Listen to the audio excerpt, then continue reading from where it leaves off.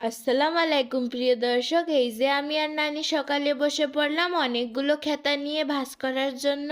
যতগুলো খেতা দেখতে পারছেন সব কিন্তু আমার মায়ের হাতে সেলাই করে বানানো খেতা। অনেক দিন ধরে হাঁসেদের ঘরও পরিষ্কার করা হয়নি, তাই নানা আজকে ঘরগুলো ভালো করে পরিষ্কার করে নিল। যেহেতু আজকে জুম্মার দিন ভাইয়ার কাজের ছুটি রয়েছে, তাই ভাইয়া চলে আসলো হাঁসেদের পুকুর পরিষ্কার করার জন্য।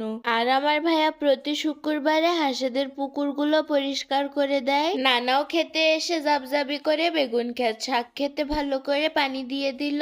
আমার বড় ভাইও হাঁসেদের পুকুর পরিষ্কার করে আবার তার মধ্যে ভালো পানি দেওয়া শুরু করলো। আর যখনই হাঁসেদের পুকুরে পানি দেওয়া হয়, প্রথমে রাজারা গার্ডলে গোসল করে নেয়। ছাদের এক সাইডে অনেক ময়লা হয়ে গিয়েছে বলে আমার শার্টলেস নানা সেই পাশটা ঝাড় দিয়ে পরিষ্কার করে নিল। আমার নানি আর ভাইয়াও সিঁড়ির ঘরের মধ্যে যে বাক্স রয়েছে তার মধ্যে নতুন কম্বল চারটে প্রথমে রেখে দিল। তারপরে এই যে আমার মায়ের হাতে গড়িয়ে তোলা সব খেতাগুলো ভাইয়া নিজের মাথায় করে বাক্সর মধ্যে রেখে দিয়েছে। আর বাক্সর ভেতরে বালিশ খেতা কম্বল সম্বল সব রাখা হয়ে গিয়েছে। এই ফাঁকে আমিও আমার ভাইয়ার ঘটে কিছু টাকা ঢেলে দিলাম। জানি না ভাইয়া এই টাকাগুলো কিসের জন্য সেভিং করছে। এইদিকে আমার ভাইয়া আর নানু জানো জুমার নামাজ পড়ে বাড়ি ফিরলো।